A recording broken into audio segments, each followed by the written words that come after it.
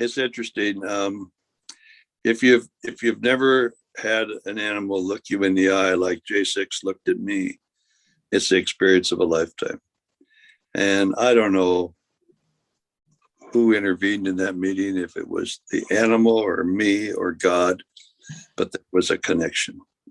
And I was heartbroken when J6 died. And but the remarkable sensitivity, I'm not a dreamer or out there in la la land, but I'll tell you, this species has a remarkable connection to us in weird and mysterious ways, and I've seen it happen myself. One example that we laugh and talk about and enjoy remembering was the during the years that so many whales were dying, and we weren't sure what was killing them.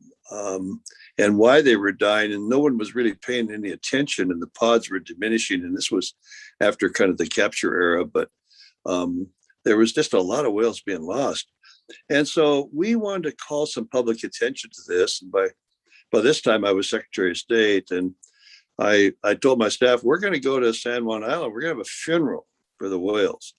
And they thought I was crazy nuts, but I said, no, I think it's worth it. Let's go talk about how many are dying.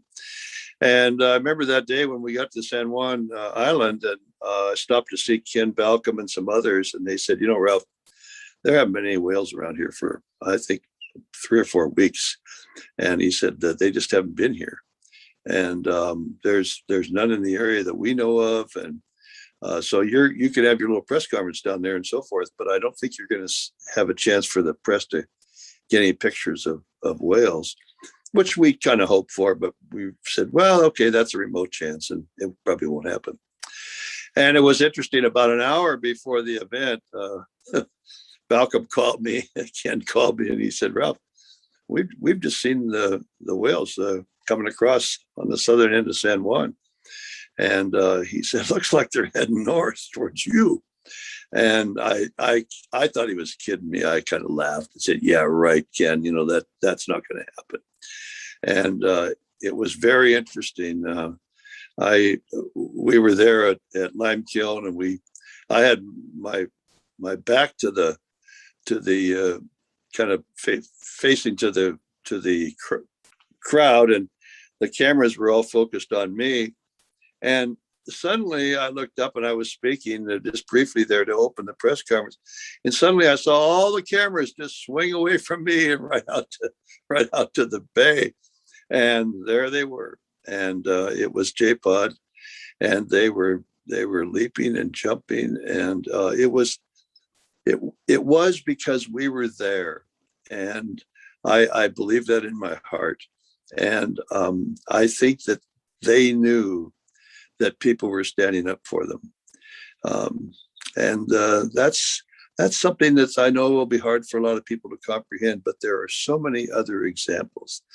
You hear of examples around the world. In Australia, where whales have led stray fishermen back to their port, or things have happened here in a similar fashion.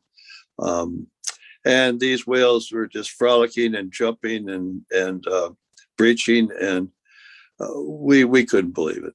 But we got the attention we wanted on the species, and we brought attention back to the fact that we had a real problem on our hand and we had to figure out. So what's all this led to? Well, it's led to no captures, and it's led to a different attitude towards the animals. And a lot of those little kids that learned to love whales at SeaWorld, even though I don't like SeaWorld, they went to SeaWorld, they learned to love whales, and they come home and they don't want anybody to touch them. Leave them alone, let them swim free.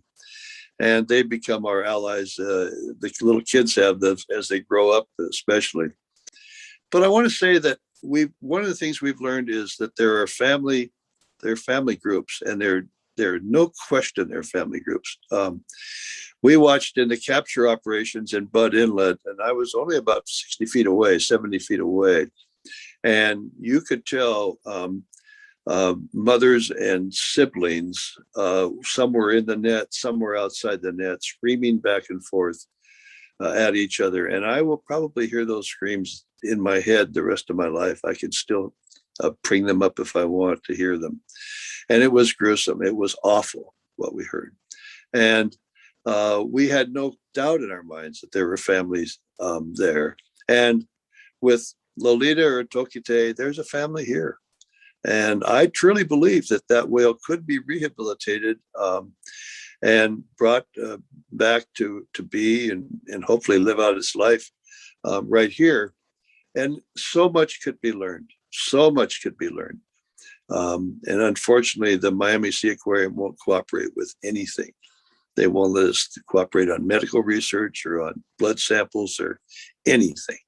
And that's a shame because that hurts the entire species. So it's been quite a journey. Now there's not just a few people involved, there's thousands of people involved all over the world. And the job that everyone has done, and Howard and Susan are my heroes. Ken Balcom's my hero. Paul Splong's my hero. And so many others who have just carried out this work and carried out these efforts and made for a better world for all of us and a better place for all of us to live. So time marches on, but people have to replace us. People have to carry on this work. People have to do this job. And they will, and we'll protect this species, and we'll be one of the few places in the world where somebody can say, well, I'm glad they stood up for them years ago because today it's a better place. So, times have changed. I'm old enough to remember traveling down the highway between Seattle and Portland, and there were probably 2 or 3 home zoos along the way. And you could stop and you go in these dark rooms and see the snakes in the glass boxes, or you could go out and look at the animals out in a fenced-in area. Times have changed. You go to Woodland Park today, you don't see cages. Go to the other major zoos of the world, you don't see cages. You see an environmental difference there where animals and species are protected in their own environment. And if they do come into captivity, are kept in as natural a setting as possible. And I'm sorry, but these sea parks and sea circuses and so forth, they don't meet that standard. These whales should not be kept in a tank. And they can say they rotate them and so forth, but they should not be there. They should be rehabilitated into the wild. And it's going to be a tough job. But they've made one whale of a lot of money off them, so it's time that they took the opposite approach and paid back the species. The species lives on, and the other people, the other whales in that pod live on, and that's what we've got to protect.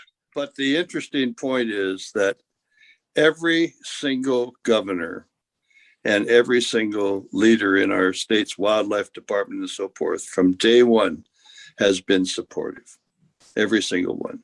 And many of our federal leaders have been very supportive. Our federal representatives, our state representatives didn't make a bloody bit of difference if they were Republicans or Democrats or Libertarians or whatever they were. They were supportive and they helped us. And it is interesting. I have not been in public office now for 21 years. And I still have people. We went over to Bainbridge Island for the 4th of July. And we were opening up my house and my dad's old house. We stay in as a vacation house. And this guy came by on a bicycle. I've never seen him. I have no idea who he was.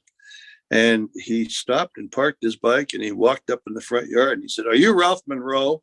I thought, oh, shit, this guy's mad about something. What's he mad about? And he said, he practically had his finger in my chest by this time. And he said, "I just want to thank you for saving the world." I've been waiting 20 years to thank you. He was I'm not making fun of him. He was very sincere. But it means a lot to people. And we've got to continue the work.